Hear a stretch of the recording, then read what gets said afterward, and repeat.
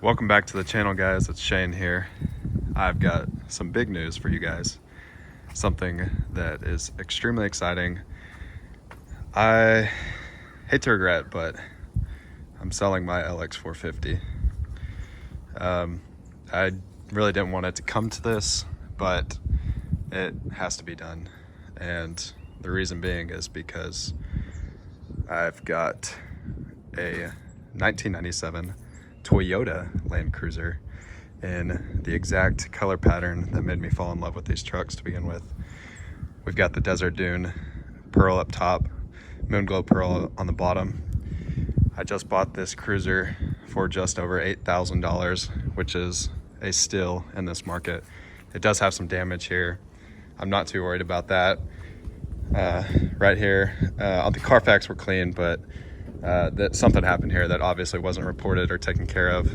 It's just a cosmetic thing, but right there as well. The paint on this thing, except for the fender flares, this is super common, but the paint on this thing is super clean. When you compare it to my Lexus, it's obvious, you know, from 10 plus feet that the paint isn't the best on the LX. Let's take a look here at the back. When you're following me on the street, you can even see up here up top. Nothing of that nature on this Land Cruiser here. Got, you know, a little dent here. I'll work on pulling all that, but a little bit of brokenness, broken taillight here, but not a big deal.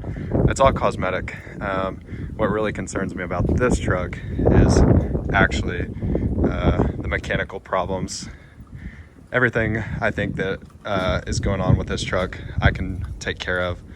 I found some old records. This truck here has 214,000 miles on it, which is not bad at all, but somewhere around 115,000. The original owner, I guess it must have been in 2002, 2004 or so, had a blown head gasket, had a complete engine overhaul at the time, but I already know on this one, I've got to do a valve cover gasket. Not a huge problem. Here's the interior, quick little peek. This seat is clapped out. I might replace the cover here just on the bottom, or I might just swap it into the LX. So the next sucker that buys the LX can have this seat. There's a lot of previous records. You know, it has some cosmetic problems, but that's okay. I took the rear seats out, was doing some investigating here on the fuel pump. I'll get to that in a second, but let's get under the hood. The hood struts are going to be needing replaced, so I might have to hold it as I talk. But yeah, you can see, look here on the hood, it's dirty, but the clear coat, this stuff will clean right up, and this thing's going to shine really well. All right, let's get this up. Okay, so a little dirty, a little dusty. I think this thing has been sitting for a little bit, at least months, if not a year or so. Got a little leak there. This is the bypass pipe. A little bit of coolant is what it looks like. And then if you go around the top here, I sprayed some degreaser on it, so it looks better, but around that seal all the way around there was a little bit of leak. That tells me that the valve cover gasket is shot and needs to be replaced. Power steering pump, this is project number 1. Okay, I tried to drive this thing home, made it about 5 minutes from where I purchased it at. Planned to drive it 2 hours back up to Waxahachie from the Austin area, and this happened. Except a lot worse. That is ATF mixed with power steering fluid, because I was desperate and trying to get it moving, but yeah, it's leaking ATF, so that's definitely a power steering fluid. Super common on these. Matter of fact, the LX could use a replacement. It's got a little bit of a leak in the same exact spot, but it's very tolerable on the LX. So anyways, power steering pump, valve cover gasket, and then the real monster is the gas tank. Has a slow leak to it. It might have a crack somewhere. I'm gonna get into that. And then all our other non-emergent baselining ticket items will be next. Oh, I don't know if you noticed it, but in the back, the heater control valve was clapped out as well. I'm gonna do the pesky heater hose. Let's see, but yeah, you look at it on this side, oh my gosh, it's, you know, a little bumper there, whatever. It's kind of a rubbery material. I can heat that up and pull that out and straighten it better. But gosh, that it's, I don't know, in the sun it might look a little better in the sun, but even just in this light, this shallow light right here, this desert dune pearl is so beautiful to me. And you know, they made 3 combinations of this. Okay, so they made desert dune pearl in the 40th anniversary edition, where the whole thing was desert dune, and then you have the gray stripe that goes right here, and then desert dune down there. Then they made a complete moon glow pearl cruiser that wasn't a 40th edition, and then they made this combination, which I love both of those colors so much that I was split between the two when I was searching, and I think this is the perfect way to get the best of both worlds. And yeah, it just looks great. Tires clapped out. My plan on this one, if I can get this one cosmetically, mechanically clean, I'm gonna probably try to keep it as OEM looking as possible.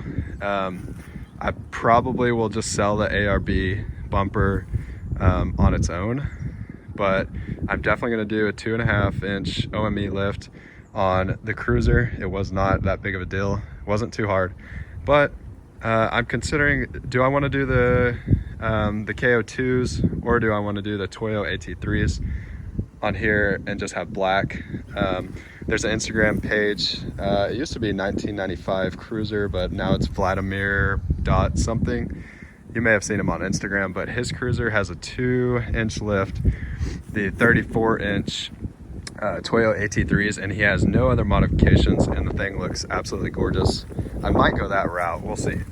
But anyways, I do like the white lettering of the KO3s. It gives it a very like classic look in my opinion. Of course, I had the roof rack delete on the LX because I had a Princer roof rack on it.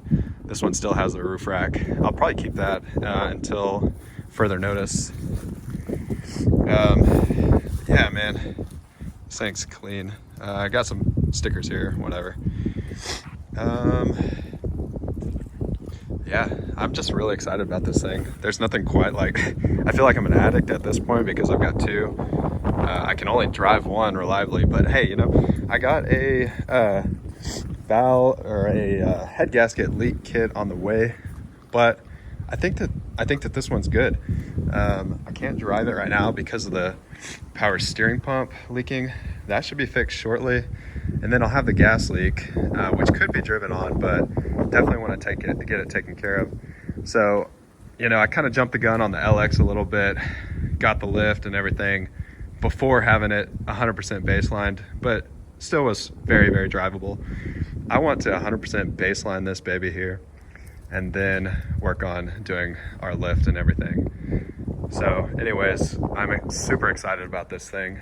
Let me know what you think, what big items you would take care of if this was yours. And if there's anybody in the DFW area that's interested in the LX, it's got 164,000 miles on it. I would drive this thing 6 hours plus right now if I had to, without any concerns other than just, you know, pre-maintenance or pre-trip maintenance, like fluids and whatnot. You can get this thing up to 90 miles an hour, and it's super clean on the inside. I mean, it's hard to beat. Still OEM radio. Yeah, that's another thing on the Toyota. They changed the radio out, so I'm gonna maybe try to find an OEM one. And then the antenna is broke out there, so they have this system here that's gonna get taken care of. No rear view mirror, got one already ordered. And yeah, anyways, thanks guys, thanks for checking out the channel. Stay tuned for lots of stuff on this beautiful Desert Dune Moonglow Pearl 1997 Toyota Land Cruiser. Love you guys. Like, comment, subscribe, and we'll see you next time. Peace.